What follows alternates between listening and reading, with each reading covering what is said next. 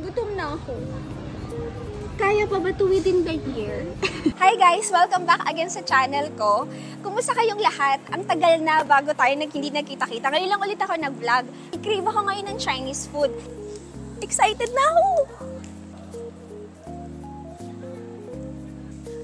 Guys, meron din sila dito na bilihan ng mga alahas. Tapos dun sa right side, meron din silang Starbucks. Ito ata yung kainan eh. Oh, andito nga. Hello, ay, nandiyan pala kayo. Malapit na tayo dun sa kainan. Sobrang gutom na kami kasi nag-shoot din kami. Guys, ito na! Ayan na guys! Ito na! Ito na yun! Eee! Kainan na! Excited na ako mag-order! Guys, ito yung signature soya sauce chicken nila. Sobrang tender ng chicken.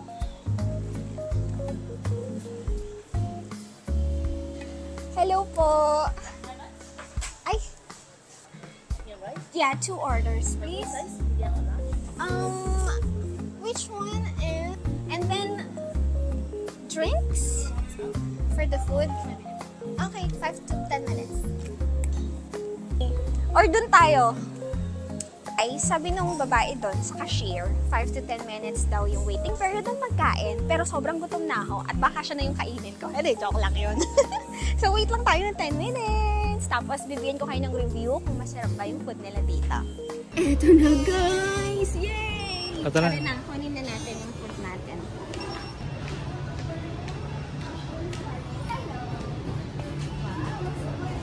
Do you have other sauces? Like the chili sauce now? Yeah, please. Because you know I love cheese. But no spicy. And I love spicy food. Thank you. Eto na! Let's go!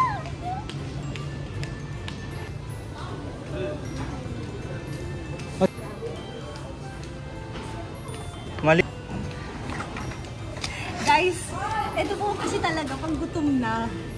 Guys, wala kaming breakfast today. So, ito na. Okay. So, guys, ito yung itsura niya.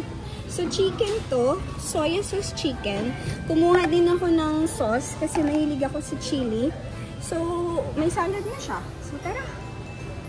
Tikiman na. Ano pang hinintay natin? Kumain na tayo. Ano sa'yo? Start na tayo kumain kasi sobrang gutom na talaga ako. Wala akong breakfast today. At eto na nga yung Chinese food. Hawker chan lang yun, guys. Eto yung chili. Hello sa mga kaurago natin dyan. Mahilig kasi ako sa spicy food. Kasi napakaanghang ko. Charot!